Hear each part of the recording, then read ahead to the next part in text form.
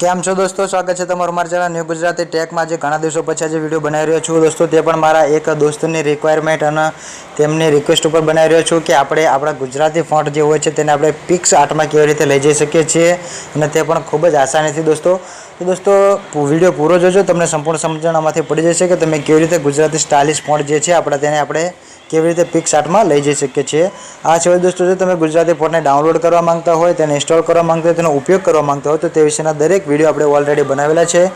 તેની બધી જ લિંકો આપણે આ વિડીયોની ડિસ્ક્રિપ્શનમાં આપી દઈશું। તે પહેલાં દોસ્તો જો તમે મારી ચેનલ પર નવા હોય ને હજી સુધી મારી ચેનલને સબસ્ક્રાઇબ ના કરી હોય તો તેને સબસ્ક્રાઇબ કરી લો, તેની બાજુમાં જે બેલ આઇકન આવે છે તેને પ્રેસ કરી લો કે જેથી કરીને મારો નવો કોઈ વિડીયો અપલોડ થાય તો તેની નોટિફિકેશન સૌથી પહેલાં તમને મળી જશે।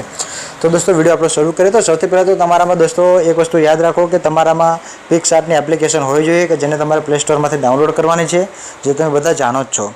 આ ઉપરાંત તમારી પાસે જે યુનિકોડ પેડ હોય છે તે એપ્લિકેશન પણ હોવી જોઈએ, કારણ કે આપણે જે ગુજરાતી ફોન્ટ આપેલા છે તે બધા જ યુનિકોડ પેડ ઉપર આધારિત છે। યુનિકોડ પેડની એપ્લિકેશન તમારી પાસે નહીં હોય તો આ વર્ક કરશે નહીં।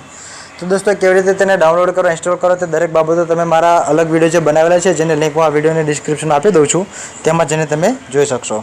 તો દોસ્તો આજે હું તમને ફક્ત એટલું સમજાવવાનું છું કે તમે ગુજરાતી ફોન્ટ જે રહ્યા તેને આપણે PicsArtમાં કેવી રીતે લઈ જઈ શકીએ છીએ। તો દોસ્તો તમે જોઈ શકશો, હું સૌથી પહેલાં મારી ફાઇલ મેનેજર ખોલી લઉં। તેની અંદર દોસ્તો તમે જોશો અહીંયા લખ્યું છે મારો સ્ટોરેજ જે છે જેની અંદર મારા ગુજરાતી ફોન્ટ છે તે।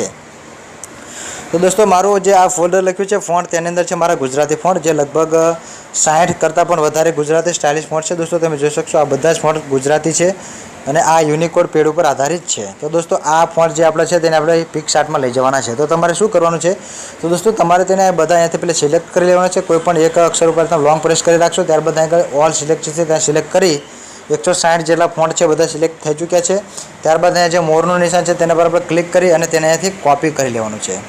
દોસ્તો કોપી થઈ ગયા ત્યારબાદ આપણે જે PicsArtનું જે ફોલ્ડર છે તે આપણને મળી જશે આપણા ડિવાઇસ સ્ટોરેજમાં જ। તો આપણે ડિવાઇસ સ્ટોરેજ ખોલીશું, ત્યાં જશું એટલે તમે જોઈ શકશો દોસ્તો અહીં લખ્યું છે PicsArt, તેના પર ક્લિક કરવાનું છે। ત્યારબાદ દોસ્તો તમે જોઈ શકશો એક ફોલ્ડર છે અહીંયા ફોન્ટનું, તો ત્યાં આપણે આવ્યા બાદ દોસ્તો તમે જોશો ઉપર લખ્યું છે પેસ્ટ હિયર, તો આપણે પેસ્ટ ત્યાં કરી દઈશું। તો આપણા બધા જ જે ફોન્ટ છે તે PicsArtના ફોન્ટની અંદર આવી ગયા છે। તો હવે દોસ્તો આપણે તેને કેવી રીતે યુઝ કરી શકીએ છીએ તે દોસ્તો તમે ઝડપથી જોઈ લો। તો દોસ્તો હવે હું મારી જે PicsArtની એપ્લિકેશન છે તેનું અહીંયા ખોલી લઉં। તમે જોઈ શકશો દોસ્તો PicsArt હું મારું અહીંયા ખોલી લઉં છું પહેલાં।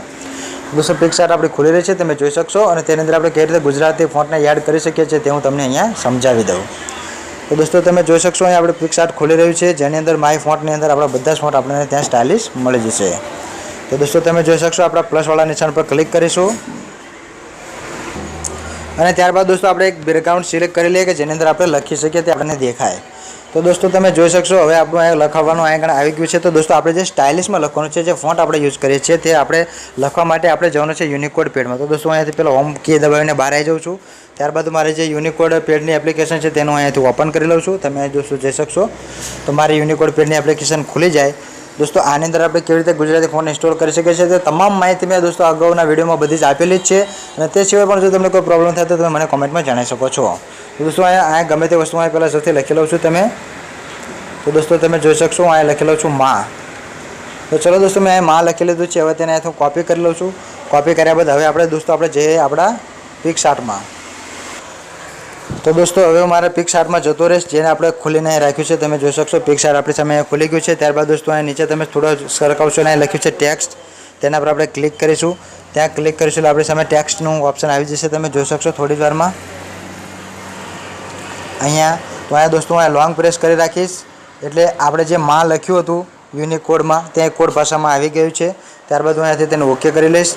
તો તમે જોઈ શકશો દોસ્તો અહીંયા આપણો એક કોડ અહીં આગળ આવી ગયો છે, વ્હાઇટ અક્ષરમાં છે એટલે દેખાતું નથી। ત્યારબાદ તમે દોસ્તો જોશો હવે આપણે અહીંયાથી જે લખ્યું છે ફોન્ટ, તો દોસ્તો આપણે ફોન્ટ ઉપર પહેલાં કલર બ્લેક કરી લઉં કારણ કે તમને વહેલું દેખાય। તો દોસ્તો હવે અહીંયા જે આપણો ફોન્ટ છે ત્યાં ક્લિક કરીશું, ત્યારબાદ અહીંયા જે આ એરો છે ત્યાં આપણે ક્લિક કરવાનું છે। તમે જેવું ક્લિક કરશો એટલે અહીંયા એક ઓપ્શન આવશે માય ફોન્ટ, ત્યાં દોસ્તો આપણે ક્લિક કરી લેવાનું છે। તો તમે દોસ્તો જોઈ શકશો એ બધા જ મારા ફોન્ટ પહેલાં જે હતા તે બધા સિલેક્ટ થઈને આવી ચૂક્યા છે, જે આપણે ત્યાં મેમરીમાંથી સિલેક્ટ કરીને નાખ્યા હતા તે બધા જ। તો દોસ્તો હવે તમે જોશો અહીંયા હું ક્લિક કરી લઈશ કોઈ પણ એક અક્ષર પર, તો તમે જોઈ શકશો અહીંયા કેવી રીતે મસ્તીનું માં લખેલું આવી ગયું છે। આપણા ગુજરાતી જે ફોન્ટ હતા તે બધા જ અહીંયા આવી ગયા છે, તમે જોઈ શકશો દોસ્તો। તો આ રીતે આપણે જે ગુજરાતી ફોન્ટ છે જે મેં આપેલા છે યુનિકોડમાં તે બધા જ તમે આ PicsArtની અંદર આ રીતે એડ કરી શકો છો અને તેનો યુઝ કરી શકો છો દોસ્તો। તો જો દોસ્તો તમને મારો વિડીયો ગમ્યો હોય તો જરૂરથી તેને લાઇક શેર કરજો, અને જો જો મારી ચેનલ તમને ગમે તો તેને સબસ્ક્રાઇબ કરવાનું ભૂલતા નહીં, અને તમારો કોઈ પણ ક્વેશ્ચન થાય તો મને કોમેન્ટમાં જણાવી શકો છો. તેનું સોલ્યુશન કરવાનો આપણે પ્રયત્ન કરીશું. તો મળશું નેક્સ્ટ વિડીયોમાં. ત્યાં સુધી આવજો. Bye bye. ટાટા.